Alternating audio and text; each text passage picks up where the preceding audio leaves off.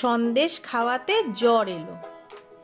গোপাল ও নিপু খুড়ো নৌকায় করে বেগমপুর যাচ্ছিল। নৌকায় মাঝি ছাড়া আর দুজন ভদ্রলোক ছিলেন। একজনের হাতে আবার সন্দেশের হাঁড়ি। নৌকার ছাউনির ভেতরটা যেমন অন্ধকার তেমনি গরম, অথচ বাইরে দিব্যি ফুরফুরে হাওয়া। সন্দেশওয়ালা ভদ্রলোক সঙ্গী ভদ্রলোককে বললেন, লগনসার বাজারে সন্দেশের ভীষণ দাম, তবু ফিলুময়রার দোকান থেকে 2 কড়া পাকে সন্দেশ নিয়ে এলাম। সঙ্গী ভদ্রলোক বললেন, ফেলুময়রার সন্দেশ খুব নাম করা, তার সন্দেশের হাঁড়িটা ছাউনির ভেতরে রেখে দিয়ে আসুন না, বাইরে এসে হাওয়ায় বসুন। সঙ্গী ভদ্রলোকের কথা শুনে সন্দেশওয়ালা ভদ্রলোক ছাউনির ভিতরে সন্দেশের হাঁড়িটা রেখে এসে বাইরে বসলেন। গোপাল ও নিপু খুড়ো বাইরে বসেছিল। কিছুক্ষণ পরে গোপাল ভীষণ ভাবে কাঁপতে কাঁপতে নিপু খুড়োকে বলল, খুড়ো, আমার ভীষণ জ্বর এলো। নিপু খুড়ো বলল, তাই তো মহা মুশকিল হলো যে, বেগমপুর পৌঁছতে যে অনেক দেরি।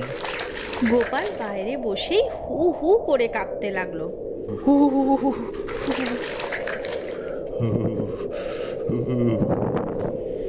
সন্দেশওয়ালা ভদ্রলোক গোপালকে বললেন, আমরা বেগমপুরের পরের ঘাটে কোতলপুর যাব। বেগমপুর যেতে অনেক সময় লাগবে। তা আপনি মশাই বাইরে বসে কাঁপছেন কেন? ছাউনির ভিতরে গিয়ে চাদর মুড়ি দিয়ে শুয়ে পড়ুন না। নিপু খুড়ো বললেন, এই সময় নদীর হাওয়া লাগানো ভালো নয় ভাইপো।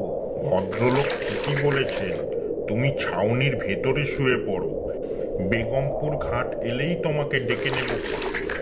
অতএব গোপাল কাঁপতে কাঁপতেই ছাউনির ভেতরে গিয়ে শুয়ে পড়ল।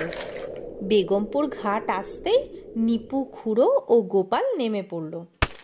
ঘাটে নেমে গোপাল মুচকি হেসে নিপু খুড়োকে বলল, যাক খুড়ো, এতক্ষণে ঘাম দিয়ে জ্বর ছাড়লো।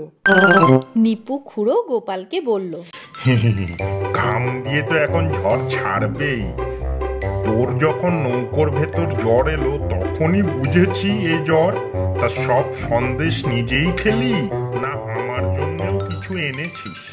গোপাল কোচর থেকে কিছু সন্দেশ নিপু খুড়োকে দিয়ে বলল, খেয়ে দেখো খুড়ো, খাসা কড়া পাকের সন্দেশ, ফিলুময়রার দোকানের সন্দেশ।